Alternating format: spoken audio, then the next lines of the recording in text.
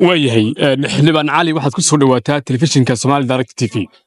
walaal aad baad mahadsantahay Yuusuf waa ku dhawahay TV-ga Somali Direct TV وياهي kulankan aad maanta goobjooga ka ahayd madaxweynaha iyo baarlamaanka dhex marayay muxuu ku saabsanaa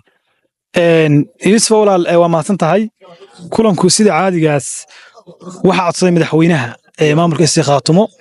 inuu hor yimaado baarlamaanka arrimo isagu uu markii qorshayaashiisa ahaydna uga warramo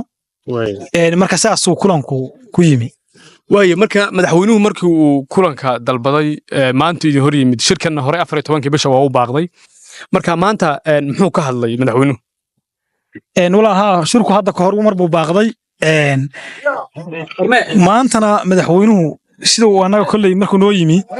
qorshe wuxuu ka hadlay qorshaha kala guurka ayuu ka hadlay qorshahaas hadda uga hadlay anagu faahfaahin fara badan kama aanan helin laakiin waxaan filayaa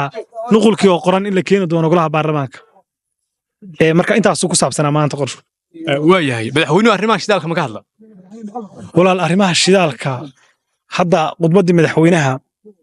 arrimo khaas oo shidaal ku saabsan lagama hadlin arrimahaasna kulley bulshadeena in deebraha bulshada iyo laga sheego mooyaane madaxweynuhuna baarlamaanka intuu yimi muu oran shidaal baan heshiis ku soo gala wax sharciyo oo qoran ama heshiisna annagana ma soo gaarin sida caadigaana khayraadka Istiqaatumo haddii cid heshiis ku galayso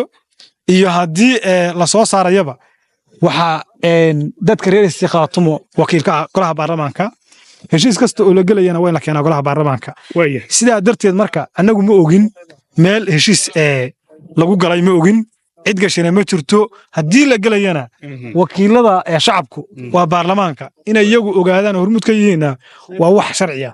waayahay xildhibaan inta markaynu kaga nimaano arrimaha shidaalka iyo waxyaabaha kala jir ku saabsanaa sidaan u nahay maamulka Istiqaatumo waa ku meel gaar 2 sano ku meel gaar ayaa la siiyay golaha fulinta iyo golayaasha kala duwan ee hay'adaha arrimahaas wax ma iska weydiiseen sida ku meel gaarnimada looga baxayo iyo geed socodka sida loo sii amba qaadayo arrimahaas walaal waxay u baahan yihiin axdigeena waxa ku qoran qaabka looga baxayo ku meel gaarnimada ayaa axdigeena ku qoran marka waxaan filayaa inay bulshada reer Soodan u wada taalo